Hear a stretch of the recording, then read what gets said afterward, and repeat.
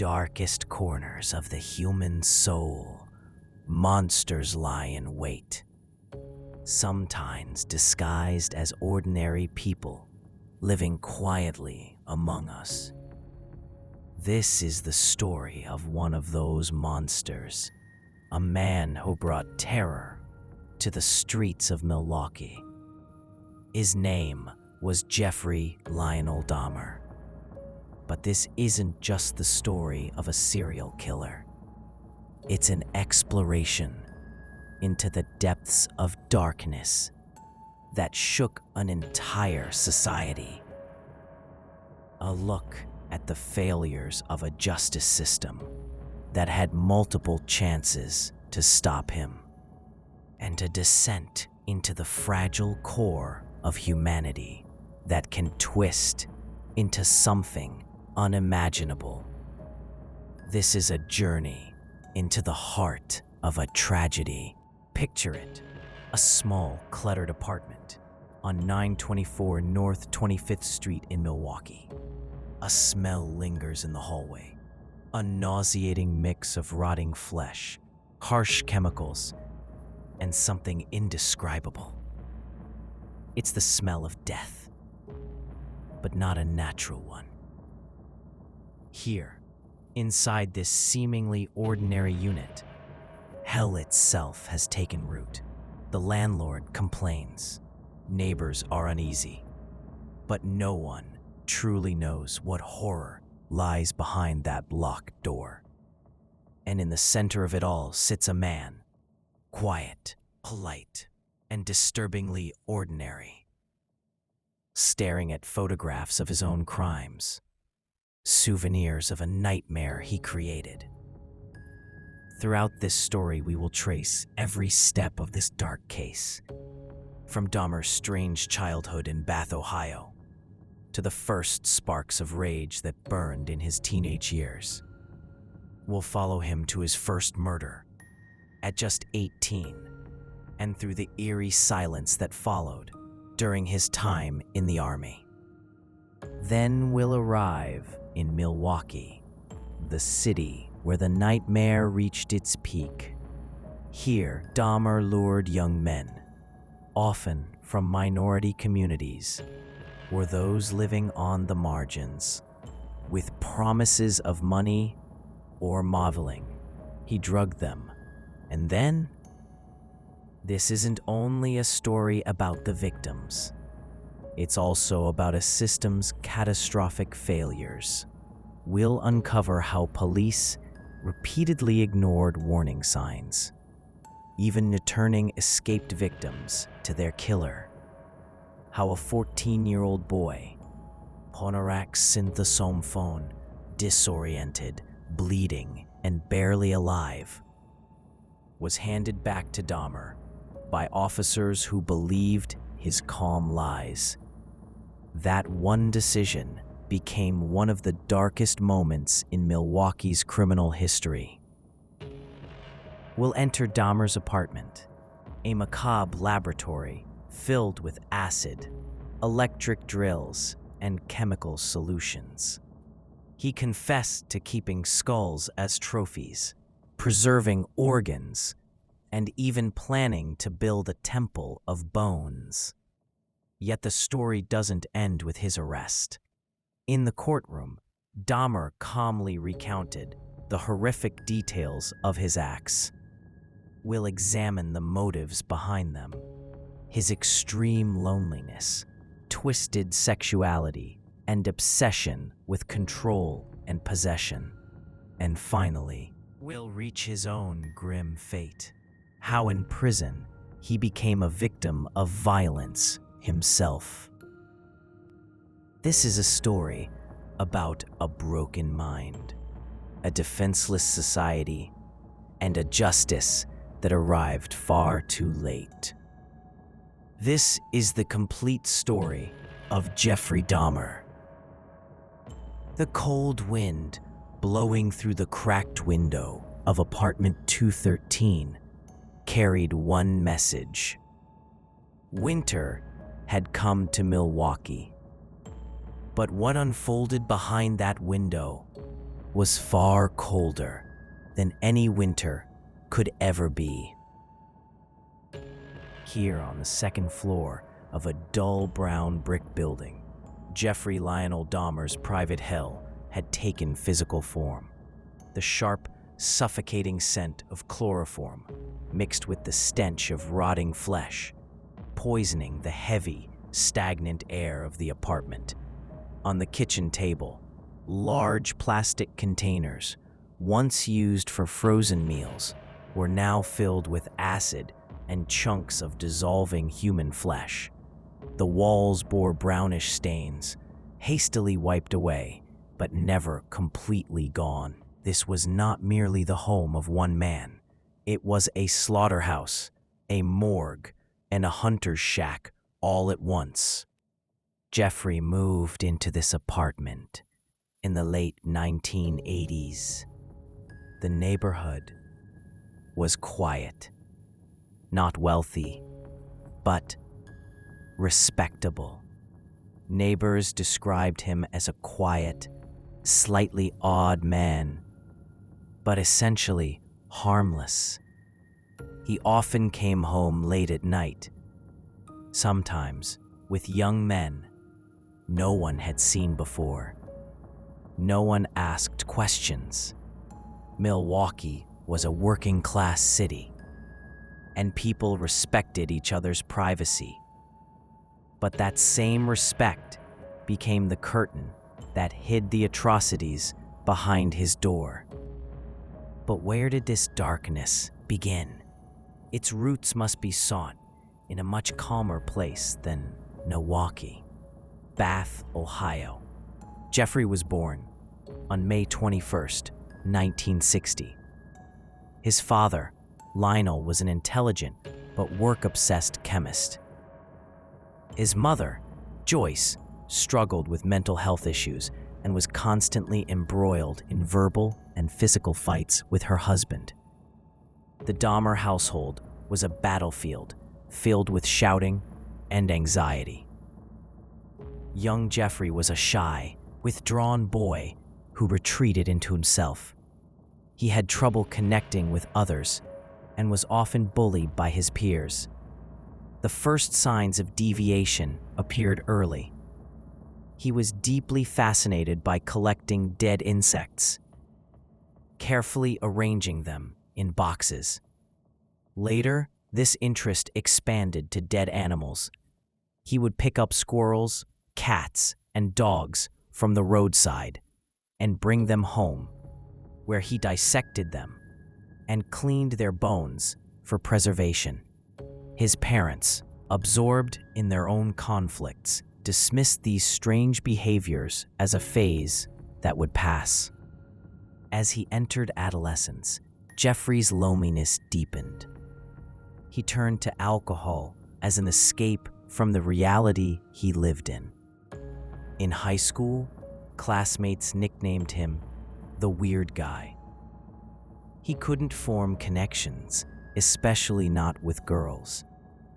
His homosexual feelings, unacceptable in the society of that time, were something he tried desperately to suppress. All that anger, confusion, and isolation boiled within him, like a slow-acting poison. The only bright spot in his life was his father's occasional attention, taking him to his chemistry lab. There, Jeffrey learned the power of acids and chemicals to dissolve organic matter, knowledge he would later use to destroy the evidence of his crimes. In 1978, when Jeffrey was 18, his parents finally divorced. The event shattered what little emotional stability he had left. He remained in the family house, now filled with silence and bitter memories. His father had moved out, and soon his mother left too. Jeffrey was utterly alone, and it was in that suffocating loneliness and confusion that the first murder took place. The first victim was this 19-year-old kid, Stephen Hicks.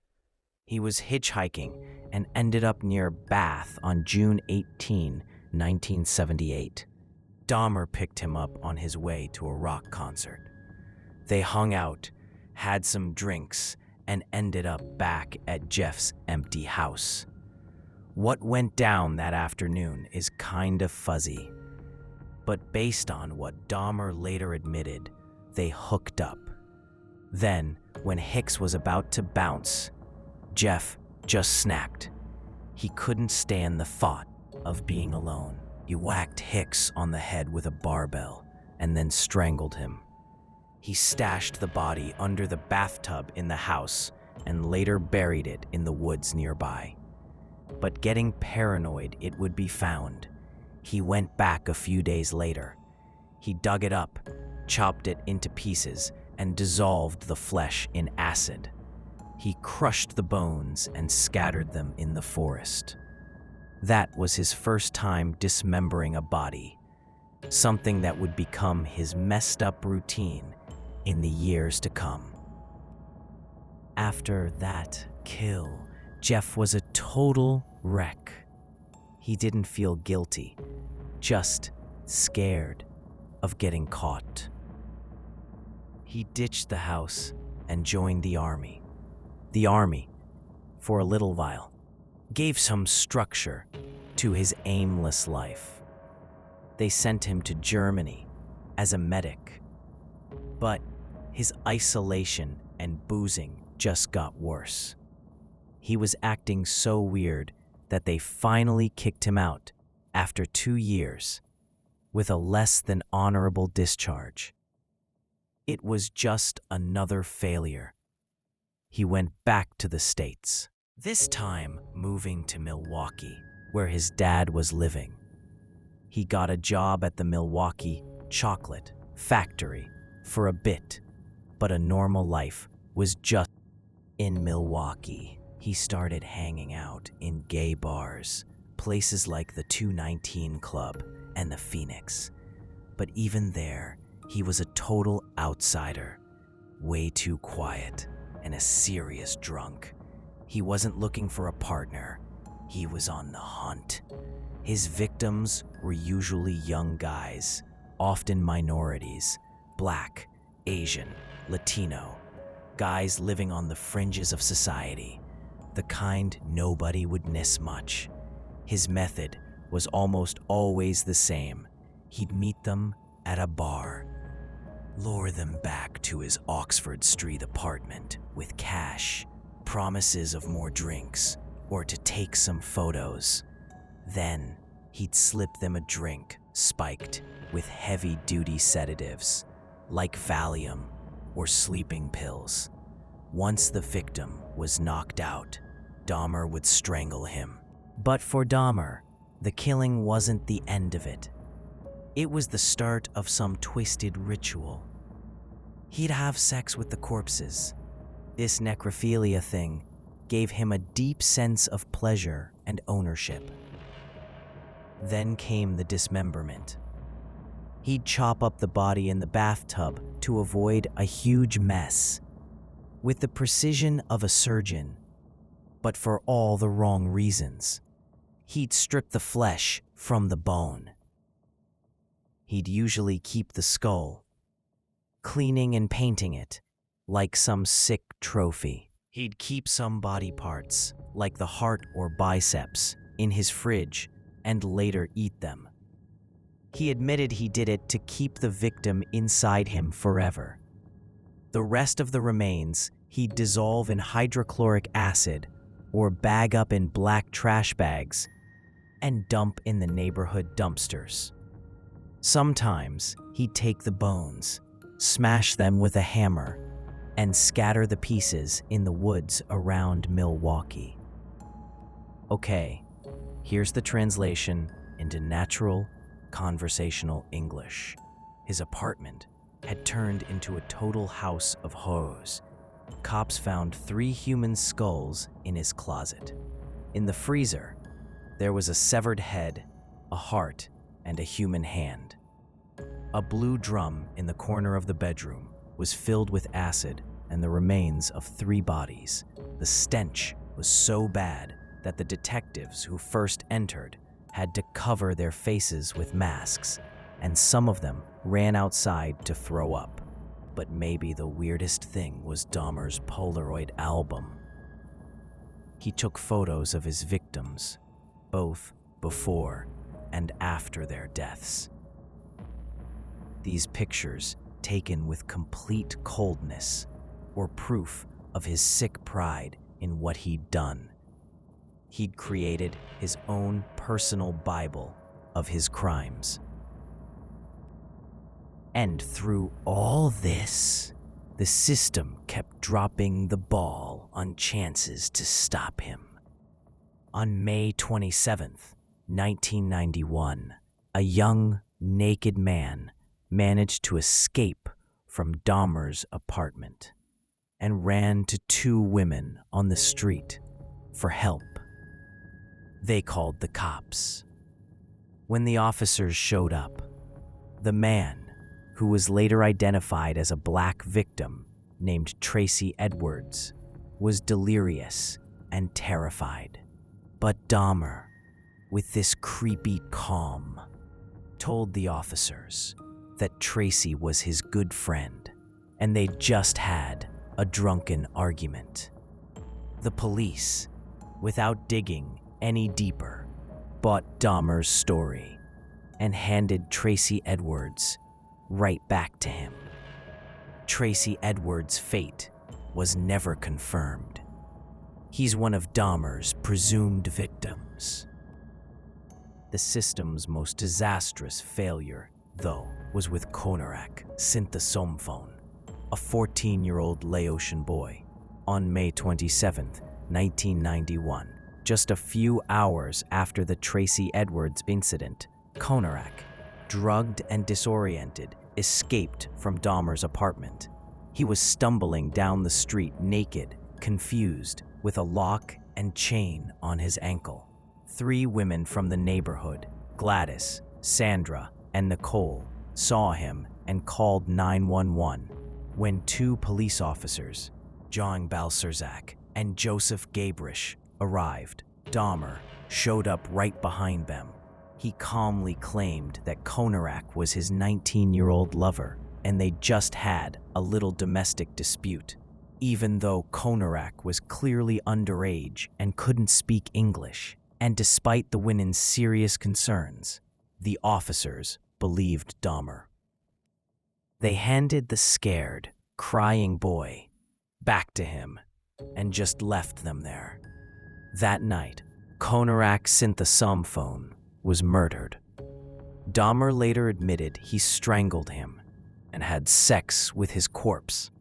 He painted the boy's skull and kept it in his apartment. This was an unforgivable tragedy that permanently scarred the conscience of Milwaukee. The cold wind kept blowing through Milwaukee. But now, it felt like it was swirling right around that Oxford Street apartment after the Konarak incident. It seemed like Dahmer's belief that he was untouchable only grew stronger.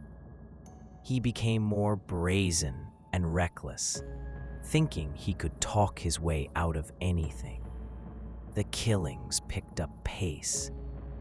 The summer of 1991 became a death carnival for Jeffrey Dahmer. Victims fell, one after another. Matt Turner, 20, on June 30th. Jeremiah Weinberger, 23, on July 5th. Oliver Lacey, 23, on July 12th. Joseph Bradoft, 25, on July 19th. Each of these young men had their own life stories, dreams, and hopes that were snuffed out forever in the darkness of apartment 213. Dahmer had refined his behavior like a patient hunter. He'd learned how to connect with potential victims, how to gain their trust, He used their deep loneliness as bait. He'd give them attention, listen to them, and promise friendship and companionship. For many of these men living on the fringes of society, this was the first time anyone had paid them such attention. They didn't know this attention was actually a sugar-coated death sentence. Once they got to his apartment, that first sip of the poisoned drink was the beginning of the end. The sedatives were so strong that some of the victims began to decompose while they were still alive, before they had even died. Dahmer later confessed that he would sometimes drill holes into the skulls of his living victims and pour hot acid into their brains, hoping to create a compliant zombie. These horrific experiments never worked and only added to the victims' suffering. During all this, Dahmer's outward life still seemed normal. He'd found a new job at the Ambrosia Chocolate Factory, working as a mixer. His coworkers saw him as a quiet, reserved man who sometimes smelled of alcohol. No one could have guessed that this seemingly calm man returned to a private hell after his shift ended. He even kept in touch with his father, Lionel, who was now living with his second wife, Sherry. Lionel, aware of his son's past struggles, tried to connect with him, but could never fathom the depth of the darkness nesting inside Jeffrey. Inside the apartment, Dahmer continued building his bone temple. He carefully painted the skulls and displayed them on shelves. He had built a strange altar in his bedroom, where he arranged the bones and body parts of his victims in various patterns. He told the police he intended to create a place for worship and meditation, a place where he could be with his victims forever. These sick fantasies pointed to a deep and organized psychosis. He was no longer just a serial killer. He was a collector, a reverse biophile, who had turned death into an art form. However, even for an overconfident serial killer, control was slipping away. The number of victims was increasing, and managing the bodies was becoming more difficult every day. The stench in the apartment had become so strong, it seeped out from under the closed door. The neighbors constantly complained to the landlady, Helen.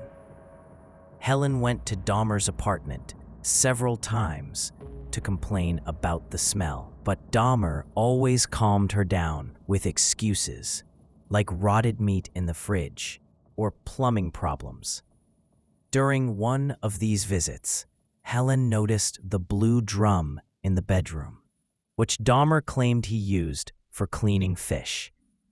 Once, when Dahmer wasn't home, she even used a spare key to enter the apartment and was met with a chaotic scene and an unbearable smell. But again, she didn't report anything. Fear of confrontation or causing trouble prevented her from taking decisive action. Finally, on July 22nd, 1991, Helen ran out of patience.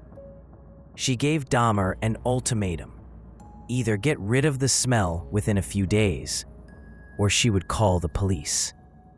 Dahmer promised to fix the problem, but instead of cleaning, he was thinking about his next hunt. He knew his time was running out, but he couldn't control his intense urge to kill. This time, the victim was a young black man named Ernest Miller. The murder happened on July 24th. Dahmer dismembered the body and put his head in the freezer. But this wasn't the last victim. Just 3 days later, on July 27th, he lured a young Polish-American man named David Thomas to his apartment and murdered him. This was the 17th and final known victim of Jeffrey Dahmer. The apartment was now overflowing with evidence of the crimes.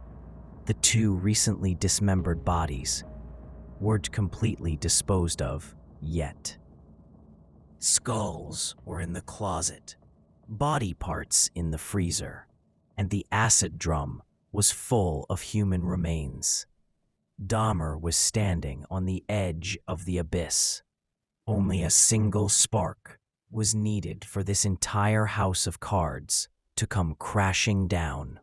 And that spark was lit on the afternoon of July 22nd, 1991, while Dahmer was out shopping. Tracy Edwards, the same victim who had escaped before, had once again been lured back to Dahmer's apartment. This time, he managed to escape with a handcuff still dangling from his wrist. He went to a nearby police station and told the officers that a crazy white man was trying to kill him. He gave the police Dahmer's address. This time, the police couldn't just ignore it. 2 detectives named Robert Routh and Dennis Murphy were assigned to investigate. They went to the Oxford Street apartment, but Dahmer wasn't home. They spoke with neighbors and heard disturbing stories about the smell and strange men. They decided to return the next morning with a search warrant. But fate had other plans. That evening, Dahmer returned home. He was unaware of Tracy Edwards' report to the police. As he was in his apartment, busy disposing of David Thomas's remains, a storm was brewing. And this storm would reveal itself in the form of another escaping victim.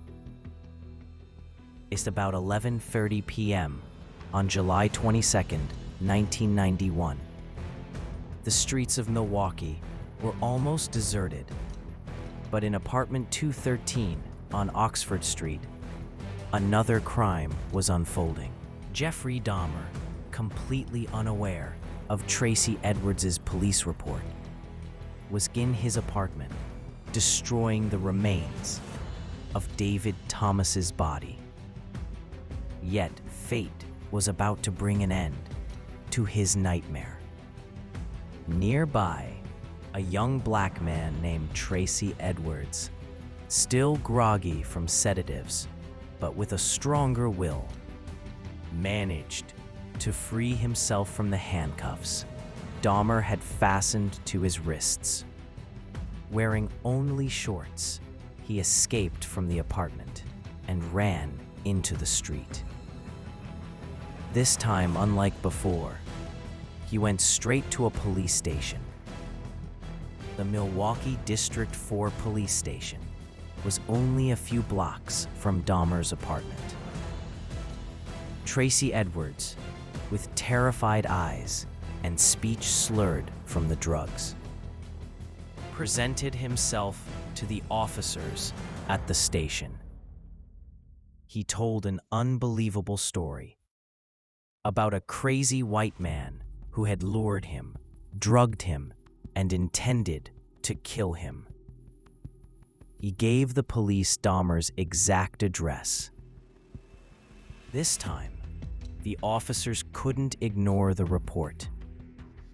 Tracy Edwards seemed extremely agitated, and his story was detailed. 2 police officers, Robert Routh and Dennis Murphy, were assigned to check it out. Routh and Murphy, two experienced detectives, were immediately dispatched to Oxford Street. When they arrived at apartment 213, they knocked on the door. After a moment, Jeffrey Dahmer opened it. He seemed calm, but his eyes were restless. The detectives introduced themselves and said they were investigating a young black man who claimed to have been assaulted there. Dahmer, with his usual coolness, denied everything. He said no one was there, and it must be a mistake. But the detectives insisted they needed to see inside the apartment. Dahmer resisted a little, but finally stepped aside. The air inside the apartment was heavy, thick with the strong smell of chemicals and rotten meat. The lighting was dim and the space was cluttered. The detectives entered cautiously, keeping a close watch on Dahmer. They passed through the living room, which was full of old, dirty items, and moved towards the kitchen. In the kitchen, they saw several large plastic containers on the counter with a dark liquid inside. The smell of hydrochloric acid was unmistakable. Then, their gaze fell on the old freezer in the corner of the kitchen. Its door was padlocked. "What's in the freezer?" Detective Routh asked. Dahmer stood motionless. The color had drained from his face. "Nothing, just some things I kept for hunting." "Please unlock it." Dahmer, with trembling hands, took a key from his pocket and opened the lock. When the freezer door swung open, the scene that confronted the detectives would be forever seared into their memories. On the top shelf, a severed human head was clearly visible. On the lower shelves sat a human heart, a severed bicep, and several other pieces of meat that were unmistakably human. Detective Murphy immediately drew his weapon and ordered Dahmer to get on the floor. Dahmer complied without resistance. At that moment, Detective Routh quickly exited the apartment to call for backup. This was no longer a simple assault case. This was a slaughterhouse. Within minutes, Oxford Street was filled with police cars, their lights flashing. The residential area was cordoned off. Homicide detectives and the forensics team arrived on the scene. As they systematically searched the small apartment, the full scale of the horror gradually unfolded. In the bedroom closet, they found 3 human skulls, carefully painted. In the blue drum in the corner of the room, the remains of 3 bodies, dissolving in acid, were discovered. Under the bed, a wooden box was found, filled with Polaroid pictures of the victims, both before and after their deaths. Dahmer, now in handcuffs, sat in the back of the police car with a strange calmness. He showed no reaction, as if he felt a sense of relief at finally being caught. He remained silent on the way to the police headquarters for questioning. At the station, he was placed in a holding cell. Meanwhile, a wave of shock and terror spread throughout Milwaukee, and then the entire country. The media quickly descended on the story, swarming Oxford Street. The name Jeffrey Dahmer became a household term, a symbol of the evil that could lurk in our own neighborhoods. At police headquarters, the interrogation began in the early hours of July 23rd. Dahmer was initially silent, but gradually, under the pressure of the interrogators, he began to talk. He first confessed to the murder of Stephen Hicks in 1978. Then, slowly and with horrifying detail, he confessed to each of the subsequent murders. He recited their names, gave the approximate dates of the murders, and described the methods of killing and dismemberment. The interrogators, themselves experienced men, were stunned and bewildered by the calmness and clarity of his confessions. It was as if Dahmer were reading a grocery list, not the stories of multiple murders. He showed no sign of remorse, only occasionally offering explanations about technical details like the type of acid used or the best method for cleaning bones. In the days that followed, police continued identifying the victims through the remains and photographs. The families of the victims, who had lived for months or years in anxiety and uncertainty, were confronted one by one with the horrific reality of their loved ones' deaths. For the Milwaukee community, especially its minority communities, this event was a deep wound. They were angered not only by Dahmer's crimes, but also by the repeated failures of the police to stop him. The Konarak Synthesome phone incident became a symbol of this failure, sparking demands for police accountability. The solitary cell in the Milwaukee County Jail was a cold, concrete place, but for Jeffrey Dahmer, it was probably more peaceful than his personal hell on Oxford Street. Behind the interrogation table, under the harsh light of a fluorescent lamp, Dahmer continued to recount his gruesome story. Each new confession was like unveiling a deeper layer of darkness. The interrogators, who thought nothing more could shock them, were shaken by his descriptions of necrophilia, cannibalism, and his experiments to create obedient slaves. He spoke with an almost scientific clarity about how he selected his victims, his methods of luring them, and his techniques for disposing of the bodies.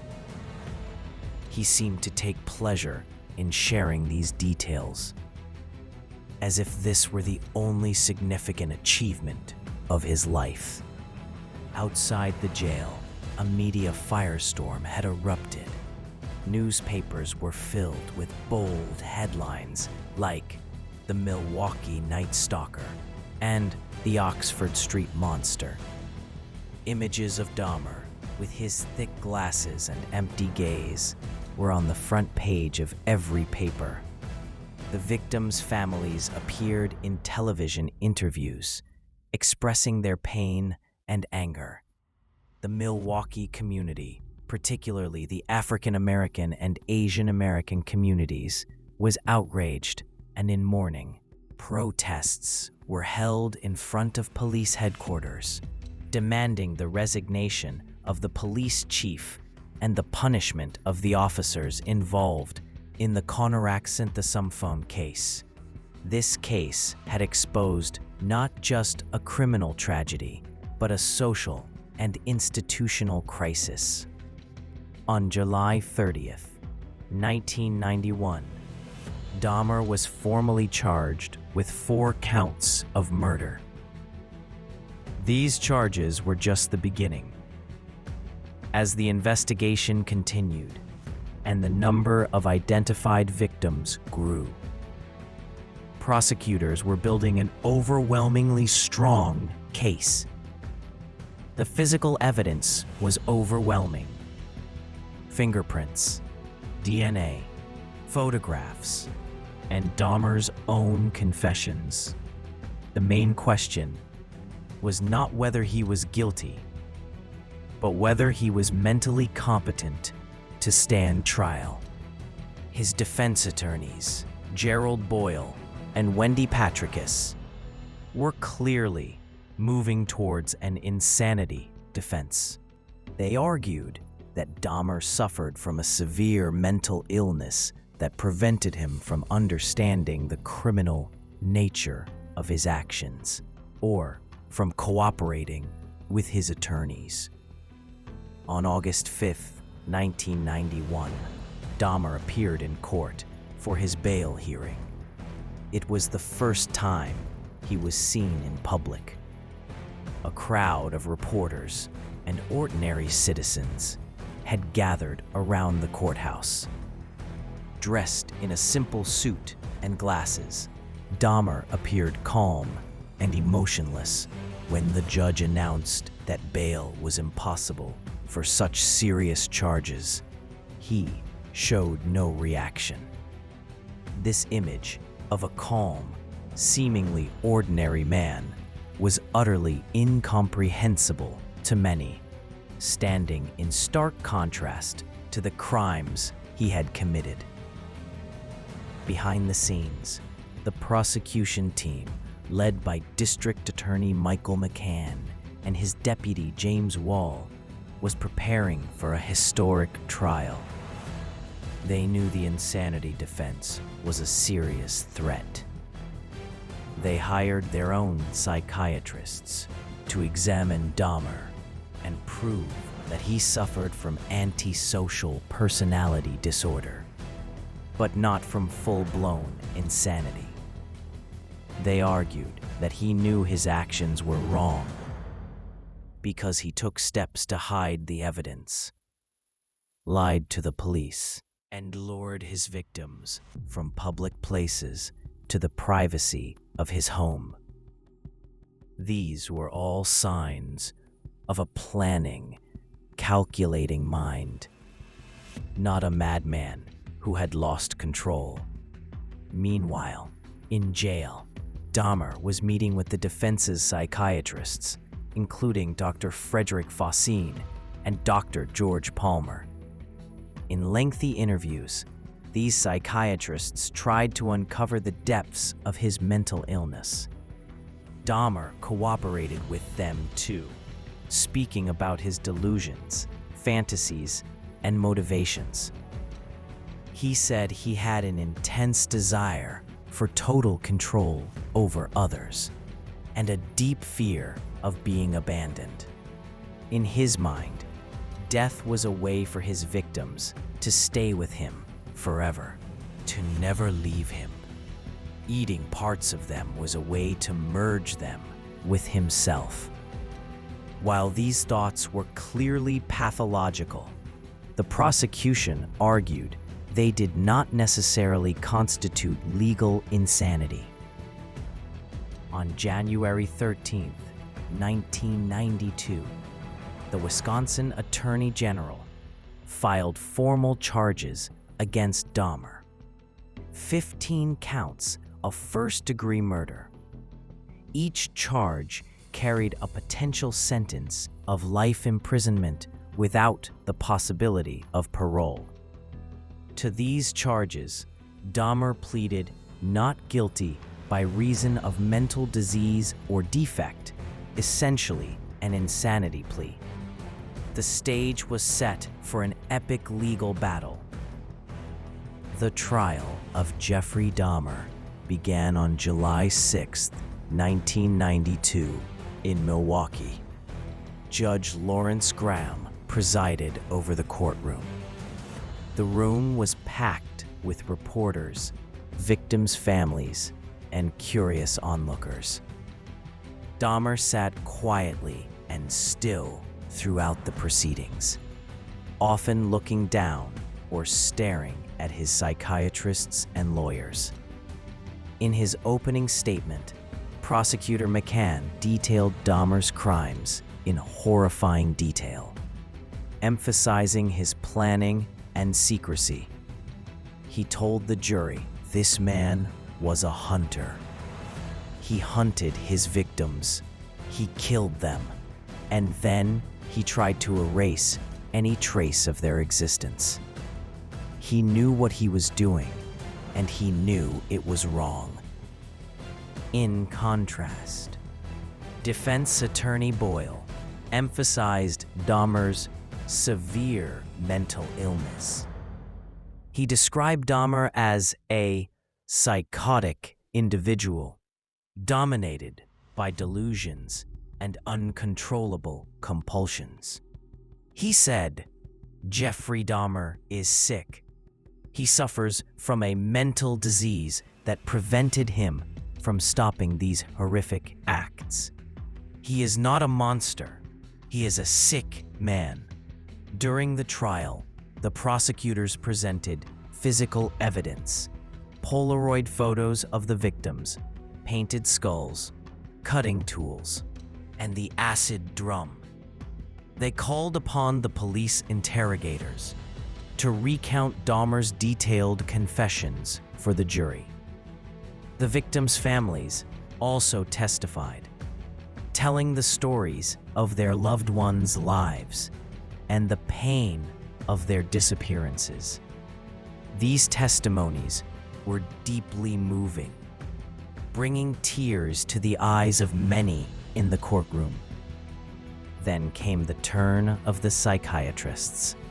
The defense's psychiatrists, Dr. Fossine and Dr. Palmer, testified that Dahmer suffered from borderline personality disorder, schizotypal personality disorder, and necrophilia. They argued that his delusions and compulsions were so severe that they impaired his ability to understand the wrongfulness of his acts. In opposition, the prosecution's psychiatrists, Dr. Park Dietz and Dr. Kendrick Stratton, testified that while Dahmer was certainly a psychopath, he knew that killing people was wrong and was capable of controlling his impulses. They pointed to his planning, secrecy, and his actions to avoid arrest. Perhaps the most powerful witness during the trial was Jeffrey Dahmer himself. On July 29, 1992, he testified in his own defense. For several hours, he spoke with a strange calmness and clarity about his crimes, his motivations, and his delusions. He described how he felt compelled to kill his victims so they would stay with him. He spoke of his fantasies of creating a bone temple. Under cross-examination by Prosecutor Wall, Dahmer admitted that he knew murder was wrong and that he feared being caught. He confessed to lying to the police and hiding evidence.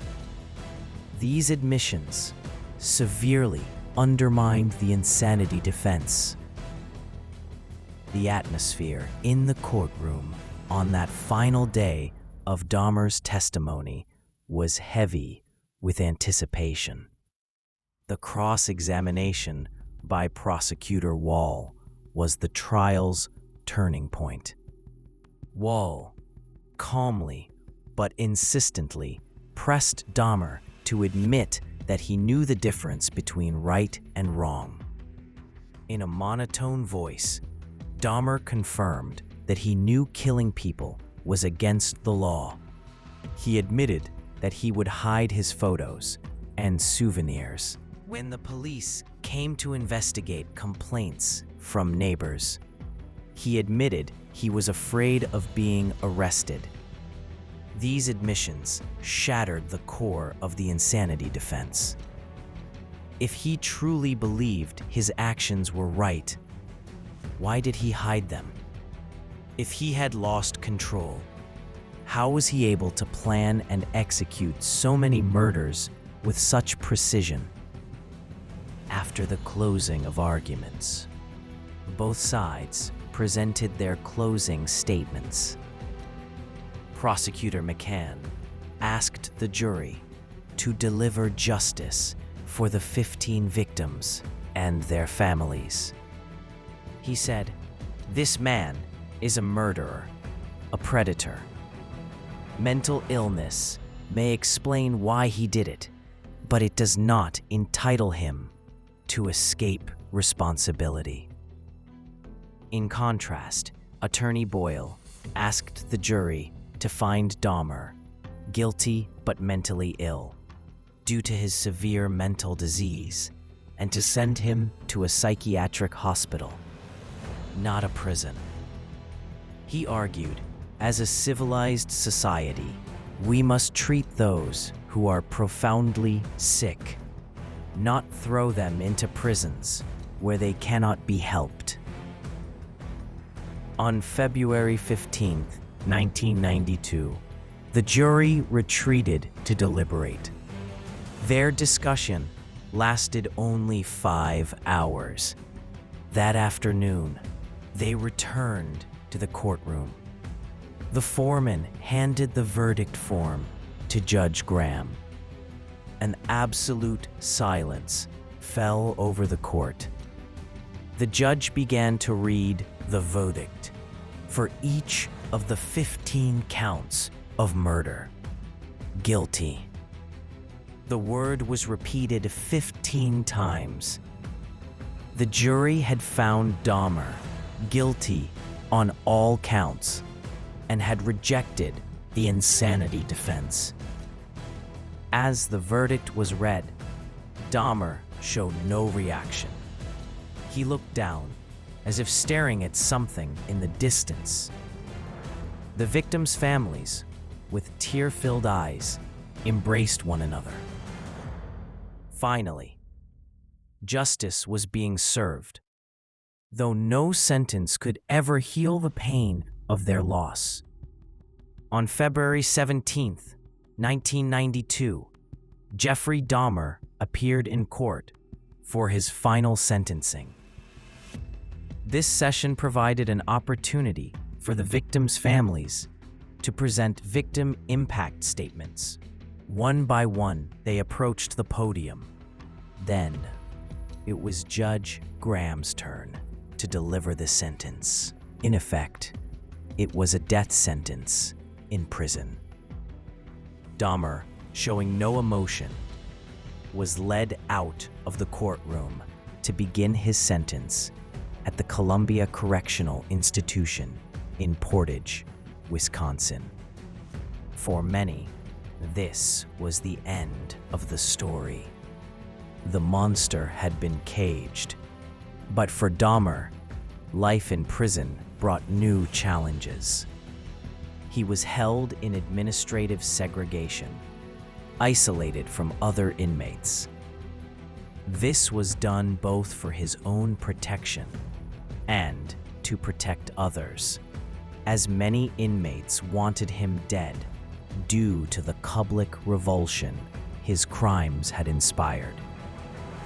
In prison, Dahmer converted to Christianity and was baptized by a pastor. He stated in interviews that he was repentant and sought forgiveness from God. However, many, including the victims' families, did not believe this repentance, thinking he was merely trying to improve his image. Meanwhile, the social repercussions of the Dahmer case continued. The 2 police officers involved in the Konarak synthesome phone incident, John Balcerzak and Joseph Gabrish, were criticized for this decision. Further inflamed public anger and led to a revision of police protocols for handling similar cases. The city of Milwaukee struggled to heal its wounds. The Oxford Street apartment building was eventually demolished, and the site became an empty lot.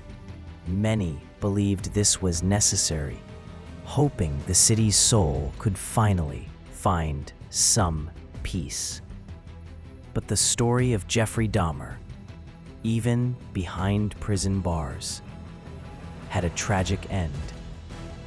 On the morning of November 28, 1994, Dahmer was cleaning the prison gym with two other inmates, Jesse Anderson and Christopher Scarver. Scarver, who was convicted of murdering a traveling salesman, hated Dahmer. He attacked Dahmer, bludgeoning his head with a metal bar taken from a treadmill. The other inmate, Anderson, joined in. Guards intervened quickly, but the injuries were too severe. Jeffrey Dahmer was pronounced dead at the age of 34. His killer, Christopher Scarver, later claimed he was on a mission from God. Dahmer's death marked the end of one of the darkest chapters in American criminal history. But it left behind haunting questions. Was true justice ever really served? Could the system have intervened sooner to prevent this tragedy? And most importantly, how can a human being fall to such depths of evil? The story of Jeffrey Dahmer isn't just about a serial killer. It's a story about institutional failures, human vulnerability, and the darkness that can hide behind a normal facade. It serves as an eternal warning. Monsters sometimes live in our neighborhoods, and sometimes we are too absorbed in our own lives to notice the stench. Jeffrey Dahmer's collapse in the gym of the Columbia Correctional Institution was the bloody end of a life filled with violence and suffering. Yet, the ripples of this tragedy continued long after his death. His death not only affected the victims' families, who were still seeking a sense of closure, but also raised deeper questions about the penal system, prison security, and the very nature of justice. For some, his death was an easy escape from enduring a lifetime of imprisonment. For others, it was a vigilante act that delivered crude justice. But for many, it was an unheroic, anticlimactic end to a demonic legend. In the days following Dahmer's murder, an internal investigation was launched into how such an incident could occur despite his administrative segregation. How did two inmates gain access to a metal bar and carry out such a fatal assault without the timely intervention of guards? Prison authorities claimed all safety protocols were followed, but the event exposed serious flaws in the system. Christopher Scarver, Dahmer's killer, was sentenced to life in prison without parole. He never expressed remorse for his actions and even claimed he was acting on God's orders. Jesse Anderson, who participated in the assault, was also sentenced to life in prison, outside the prison walls. The victims' families grappled with complex emotions. Some felt Dahmer had taken the easy way out through his death. Others felt it was a fitting end for a monster. Rita Smith, the sister of one of the victims, told reporters, "He's now facing his God. I don't have to worry about him living a comfortable life in prison anymore. But for many, Dahmer's death could not heal the pain of losing their loved ones. The void left by each victim remained forever. The Dahmer case left a lasting impact on popular culture. Numerous books were written about him, ranging from factual biographies to psychological analyses. Several films and documentaries were produced, attempting to explore his mind and the social context of his crimes.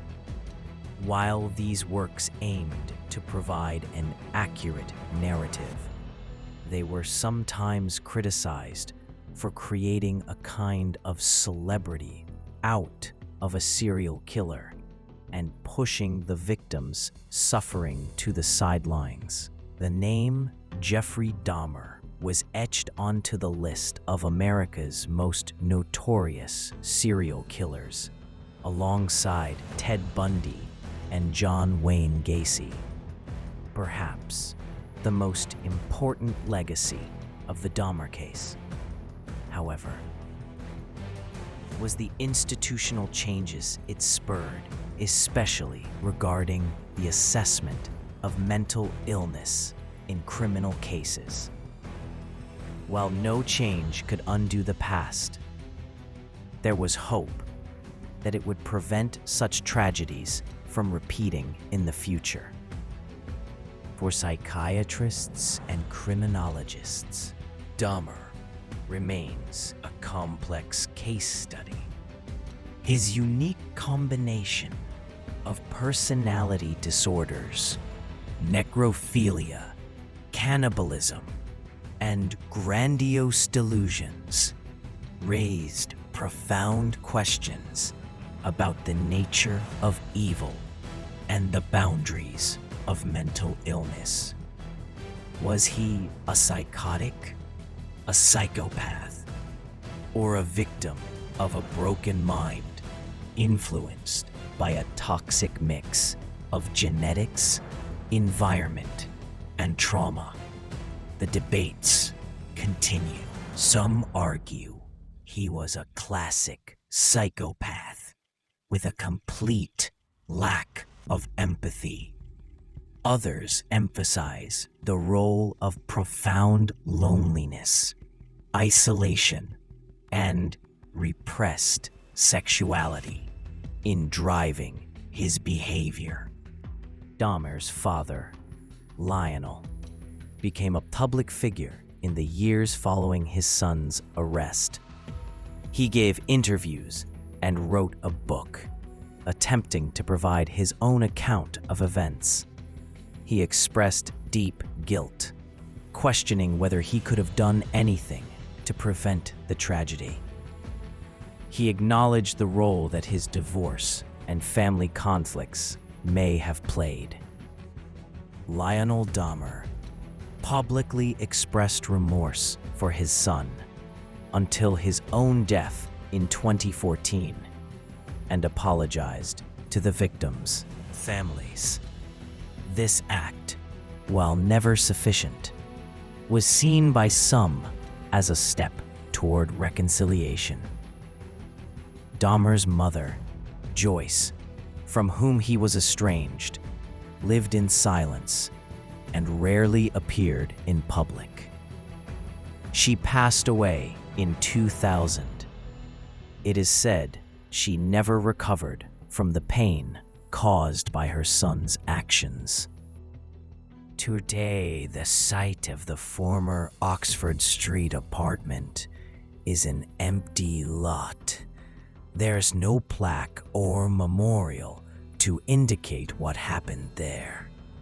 This was a conscious choice by the community, an attempt to erase the dark memories and move forward. Yet, the story of Jeffrey Dahmer remains alive in the public consciousness, It serves as a grim warning about what can happen when the warning signs of mental illness are ignored, when systems designed to protect us fail, and when inner darkness spirals out of control.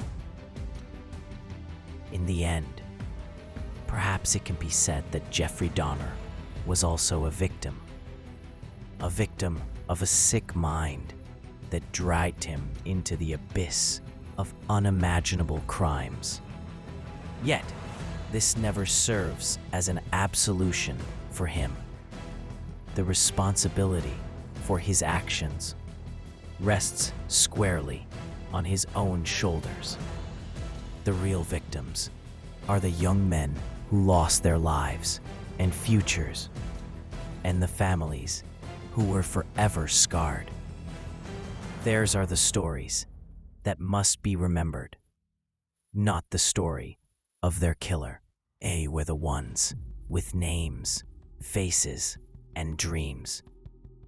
They were individuals like Stephen Hicks, James Dockstader, Richard Guerrero, Joseph Braidhoft, Oliver Lacey, Konarak Synthesophone, and so many others. Remembering them, and not the monster who took their lives, is the only way to honor their memory and find some meaning within this darkness. The long shadow cast by Jeffrey Dahmer on popular culture and criminology extends beyond just books and films.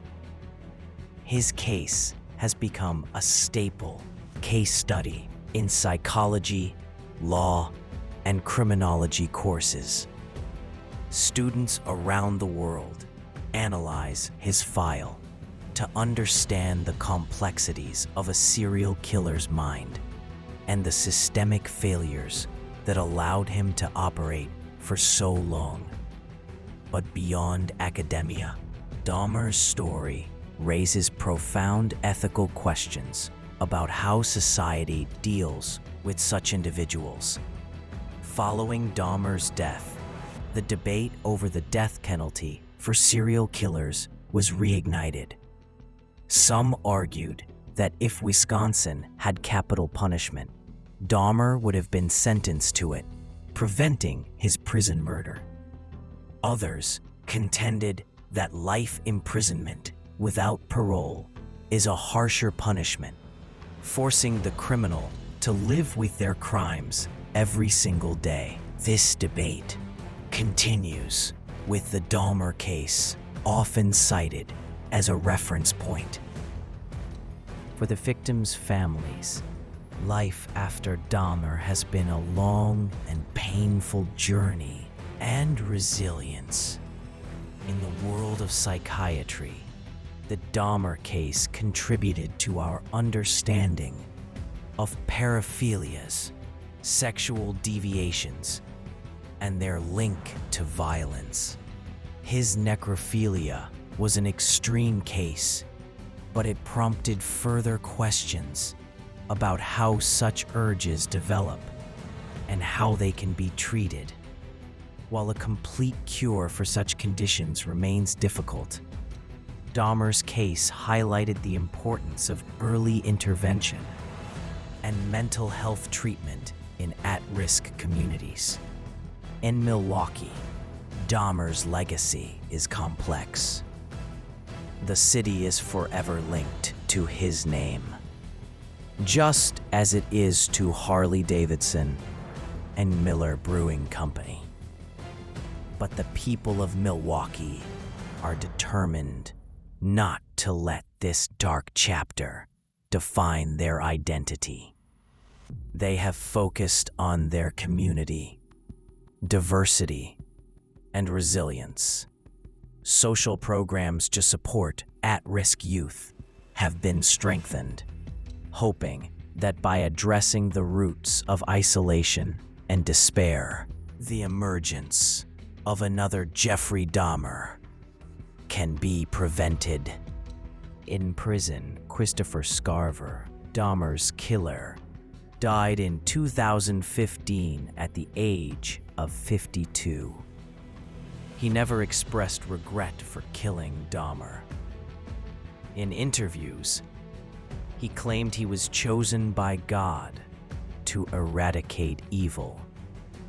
Some saw him as a hero, but many others viewed him as just another murderer who exploited the justice system. His death closed another chapter in this sorrowful saga. Today, psychiatrists continue to use the Dahmer case to teach about the dangers of untreated mental illness and the importance of psychological assessments within the criminal justice system. Dahmer serves as an example of how an individual can devolve from collecting dead animals as a child to committing murder and cannibalism in adulthood. This gradual descent into catastrophe underscores the critical importance of heeding warning signs. Ultimately, the story of Jeffrey Dahmer is a modern parable about evil. It reminds us that evil is not always theatrical and overt. Sometimes it is hidden in a small, cluttered apartment behind the thick glasses of a seemingly ordinary man. This story speaks to the importance of community, of looking out for one another, and of listening to our instincts when something feels amiss. It is about our shared responsibility to create a world where no one feels so isolated and alone that they are pulled into darkness. As we look back on this story, we ask ourselves, could we have prevented it? Can we prevent it in the future? It is these questions that keep the story of Jeffrey Dahmer relevant. It's not merely a true crime story about a killer. It is a mirror held up for society to reflect upon. And perhaps in this reflection, we can learn a lesson that prevents such darkness from repeating. Perhaps this is the only way we can truly honor the real victims of this tragedy, by striving to build a kinder, more vigilant, and more compassionate world. But the story of Jeffrey Dahmer, with all its gruesome details and far-reaching consequences, is just one point on the broader spectrum of criminal behavior. To fully grasp his impact, we must examine the legacy he left behind. A legacy that extends beyond the borders of Milwaukee and even the United States. This case has become a global symbol of systemic failure and the dangers of neglecting mental illness. In the years following Dahmer's trial and death, both defense attorneys and prosecutors continued to reference the case in other proceedings. The arguments raised concerning insanity versus criminal responsibility were cited in many subsequent trials of serial killers. Judges often invoked the Dahmer precedent when handing down lengthy sentences for severe crimes.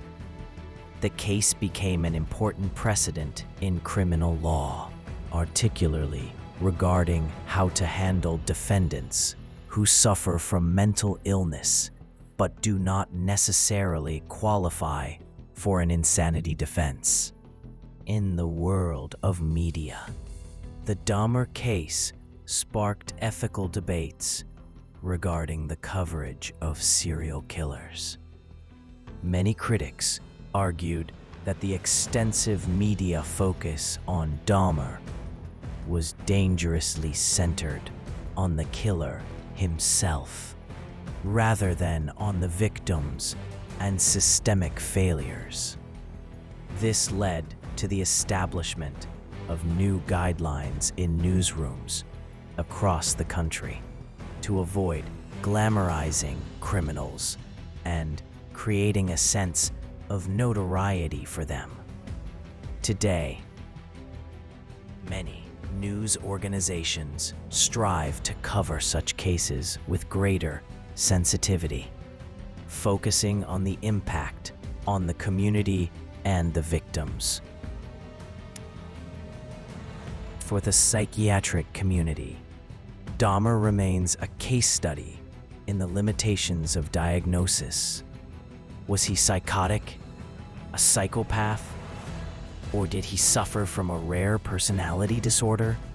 The debates continue.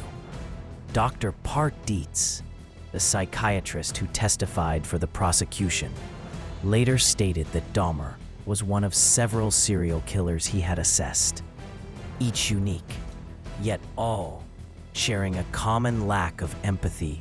This understanding contributed to the development of better tools for risk assessment among individuals with antisocial tendencies. On a societal level, the Dahmer case helped raise awareness about issues surrounding masculinity, sexuality, and isolation. Dahmer was a white, lonely man with hidden homosexual urges during a time when homosexuality was not widely accepted. Some scholars have argued that his inability to accept his sexual identity, combined with social isolation, may have fueled his violence. While this is never posed as a justification for his actions, it underscores the importance of creating inclusive communities for all individuals, regardless of sexual orientation or background. In Milwaukee, Dahmer's legacy is visible in community-based projects and public safety initiatives. The city has launched programs to engage at-risk youth, provide mental health services, and improve relations between the police and the community. While these measures have not been able to completely erase the painful memories of the past, they represent the city's commitment to learning from the disaster and building a safer future for all its residents. For the victims' families, Dahmer's legacy is deeply personal. Many have gone on to establish foundations or engage in advocacy work for victims of violence. For instance, the Sindasumfoam family, through their lawyer, sued the city of Milwaukee for police negligence and eventually reached a financial settlement. They used this money to establish a foundation in their son's name to support needy children in the Laotian Cambodian community. This act of transforming tragedy into a positive force exemplifies the resilience of the human spirit. In literature and art, Dahmer has become an archetypal figure, often depicted as the embodiment of modern evil. However, these portrayals have sometimes been criticized for focusing on the sensational aspects of the case rather than the broader social lessons. Some writers and filmmakers have attempted to take a different approach by focusing on the stories of the victims and the systemic failures. Ultimately, the story of Jeffrey Dahmer remains a warning. It is a warning about what happens when society fails to identify and address mental illness, when systems designed to protect fall short, and when individuals suffer in silence. This story underscores the importance of empathy, vigilance, and institutional accountability. As we reflect on this story, we ask ourselves, what more could we have done? What signs did we miss? And how can we ensure such a catastrophe is never repeated? It is these questions that keep the story of Jeffrey Dahmer relevant. It is not merely a true crime story about a killer. It is a call to action for all of us to be more active in building a society that cares for its most vulnerable members. In the collective memory, the name Jeffrey Dahmer is forever linked with horror and darkness. But by learning from the past, we can strive to build a future where such darkness cannot flourish. This is the best way to honor the victims and ensure their deaths were not in vain. What remains is not only the memory of Jeffrey Dahmer's crimes, but also the echo of unanswered questions and unhealed wounds. His story is not confined to one isolated and sick man. It encompasses a complex web of human, institutional, and societal failures that combined to create a perfect storm of evil. As the curtain falls on this tragedy, it is essential to briefly address its multi-layered legacy and the lessons it holds for today. Dahmer's legacy can be observed in several domains: legal, psychiatric, social, and cultural. Legally, his case set new standards for evaluating insanity in serial murder trials. It highlighted the challenges of determining criminal responsibility in cases of severe mental illness. Prosecutors and defense attorneys across the country used the arguments raised in this trial to shape their own strategies in similar cases. The consecutive life sentences for 15 counts of murder set a precedent for severe punishment in multiple homicide cases. In psychiatry, Dahmer has become a classic case study in understanding paraphilia, sexual sadism, and the link between childhood trauma and adult violence. Psychiatrists continue to use his case to educate a new generation of professionals about warning signs and the importance of early intervention. Although treating individuals with such severe deviations is difficult, Dahmer's case emphasized the need for more research and the development of better therapeutic approaches. Socially, the case catalyzed a fundamental review of police protocols and judicial procedures. The failure in the Konarak synthesome phone incident led to significant changes in how police handle cases involving vulnerable individuals, particularly children and members of minority communities. Training on unconscious bias, cross-cultural communication skills, and risk assessment is now a standard part of police officer training in many jurisdictions. While no system is perfect, these reforms have undoubtedly saved lives. For the victims' families, Dahmer's legacy is a lifetime of pain and loss. Yet, with remarkable courage, many have transformed this pain into positive action.